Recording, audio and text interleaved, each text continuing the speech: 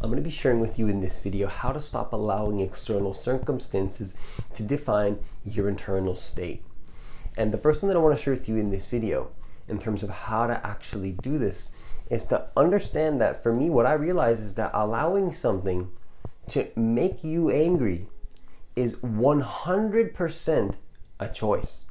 Like, it is absolutely a choice to allow a person to make you angry. It is absolutely a choice to make a situation make you angry. Let's say you're dealing with some type of situation where maybe you're trying to meet with somebody at a certain time and they can't even show up on time for the meeting.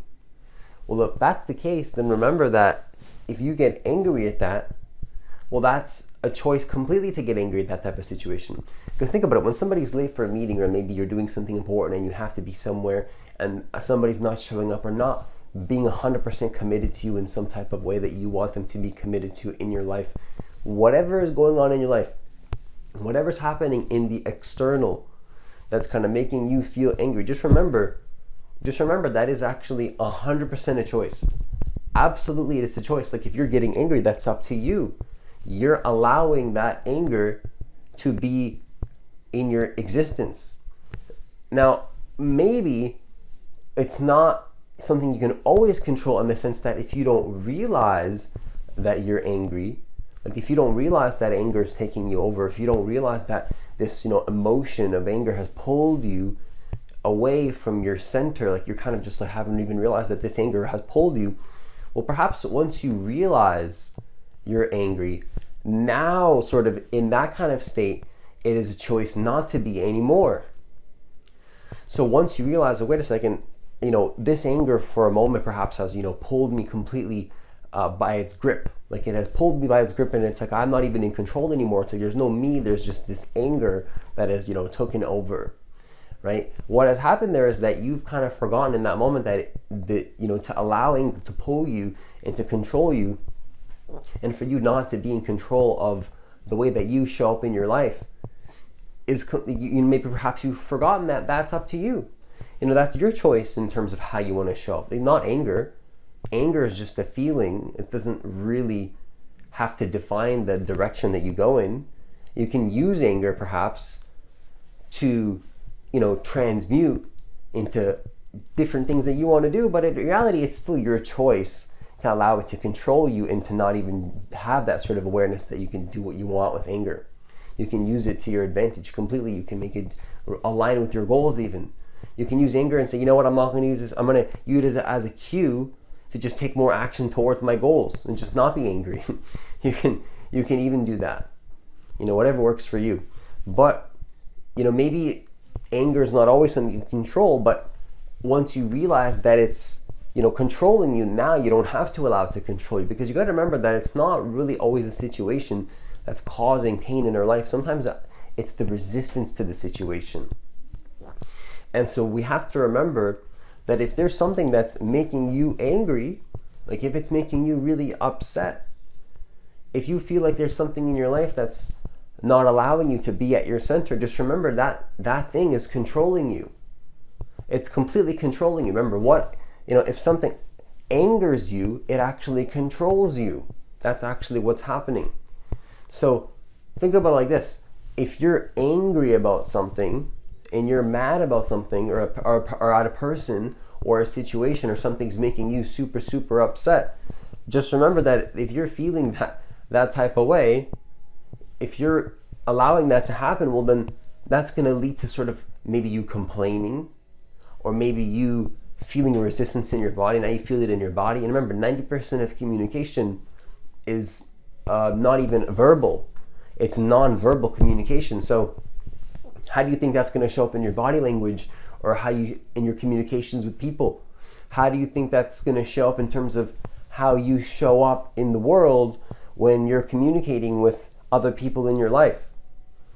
So you got to remember that when you're angry about something, when you're allowing that anger to control you, like, I'm not saying that your feelings aren't valid. I'm not saying that feelings are something we should suppress or not feel completely or not love fully. I'm not saying to do that. What I'm saying is that we have to start to remember that if you feel anger, and you feel this emotion and you feel something, and then, now you're resisting it. Now you have to kind of replay this thing over and over, and you're not letting it just pass by. And so now kind of leads to you doing all this maybe redundant communication, maybe unnecessary explanation, maybe more action taking than you need to take, or not enough action in a certain area and something else in your life. And so you got to start remembering that, it's important to remember that if you're allowing this anger to control you, that thing is going to be controlling you in your life. Maybe that person's not intentionally trying to control you. Perhaps they are. That's also a possibility, right? People are weird. Some people have intentions that are not always the best, and they may very well be trying to control you. Or maybe that situation, a situation can't really control you on purpose, but it can have control over you because now you're not in your power to be in that internal state where you feel balanced and you feel whole, and you feel like you're being that type of person that is just who you want to be. Not you being something because somebody on the outside told you need to be that type of way, or maybe because you feel like because of this resistance that you're feeling from that space, you want to start doing things and being some type of person. Yeah, from that space, you're going to start doing all these things. No, not really. You want to start to get away from the perspective that you need to take action from a place of this resistance, like, oh, I'm not, I can't just be at peace. It's like you got to step out of, that's what personally has worked for me at least, is realizing that it's a choice to allow this, this thing to be in your life, this anger, and this resistance to the situation. Because really, what is being angry going to really do for you when, at a person, if they're not showing up? Are you going to, what the better thing to do if somebody's not showing up in your life is just to not associate with that person or not to really be in the presence of that person too much, because you start to become aware, like, wait a second, they're not actually gonna allow me to be in my full power because they're not aligned with the same intentions that I'm aligned with, and they don't have the same level of integrity that I have, and they don't have the same level of commitment that I have. So why would I want to associate myself with that type of person? Like, if you're dealing with a person that's not 100% committed to who you want to be, and you're not 100% committed to who they want to be, and you're not willing to come together and to create some kind of agreement, then what's even the point? What's the point of that type of interaction? That would be like a, what you might call a fake, quote unquote, fake interaction where you're not really being, quote unquote, authentic. And so it's important to consider these things because, like, for me, for me personally, from my perspective, I'm not really interested in a connection where there's not 100% commitment on both sides. Like, what's even the point of that? Because what's happening there is that if you don't have 100% commitment on both sides, there's always going to be one person putting in more work than the other person and just giving a little bit more. And that's not really fair. That's not fair if one person's giving more than somebody else. I think it needs to be a reciprocal thing where both people are giving, the same level of commitment. And I'm not saying that, one person might not, be less committed one day, and then the other person's not gonna, I'm not saying that the other person's not gonna have to, lead them and, uplift them and tell them that how they're gonna be okay and that things are gonna be fine. And that, it's just temporary bumps in the road, and that vice versa, where the other person might see the other person also be not fully there, overthinking, and then the other person can say, give them that reassurance that everything's going to be okay, right? I'm not saying that both people aren't going to have to do that, but what I'm saying is that it's going to be important that you understand that you're dealing with a person in your life that's giving you that same level of commitment that you're giving, because otherwise, like I said, what's the point? What would be really important? And I want you to observe in your life, like, I hope I'm not being too much saying this to you, but I want you to, like, for me, like, I would invite and encourage you, not forcing you, but just an invitation to start to look in your life, like, where are you dealing with people, perhaps that are just not giving you 100%, just not there, like, whether it's in any type of area of your life, any area of your life, you can connect it to any area of your life. Where is that person not giving you 100%? And you got to start to wonder, like, if that's happening, what are you getting from that? Nothing. If you're getting nothing, then maybe it's time to reconsider what's going on there. and to start to think about, like, wait a second, maybe this is not what I really need. Maybe this is not helping me to become the person that I want to be. Maybe, like, remember, time is limited, and nobody wants to think about that, right? Nobody wants to think about that. Oh, like, time's going to be, time is of the essence, and that things are not going to happen forever.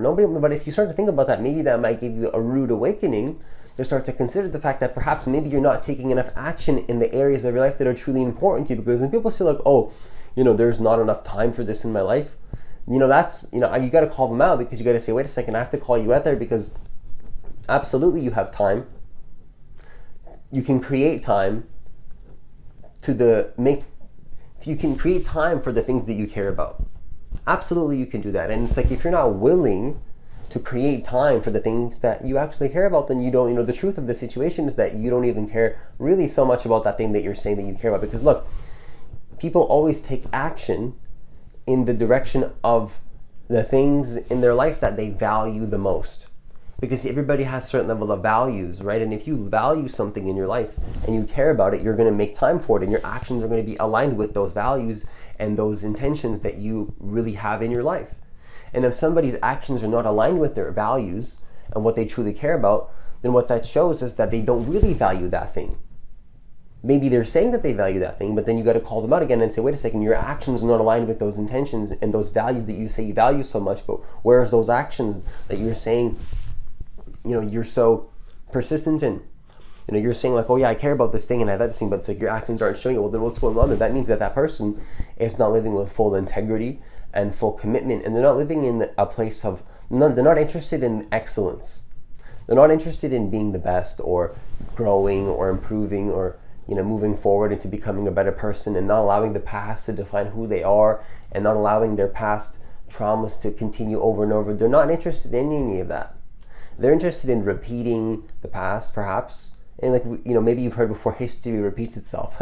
And perhaps that's true, but maybe there's a way to rewrite history in this moment right now. And if there was, well, the first thing to do would be not to allow anger to control you, and that's be in my opinion, how not to allow an external circumstance to control your internal state is to not allow anger. That's one way to do it, is to not allow that anger to really define who you are, and to define the action that you want to take, and to define how you want to feel next in this moment. Because you might feel angry, but and maybe it pulled you away and from your center. But then from there, it's like, wait, now you have a choice to be like, wait, that's not going to be what I do. That's not going to be what dictates my next action or how I feel next and who I choose to be now. Okay, so with that, I conclude this video.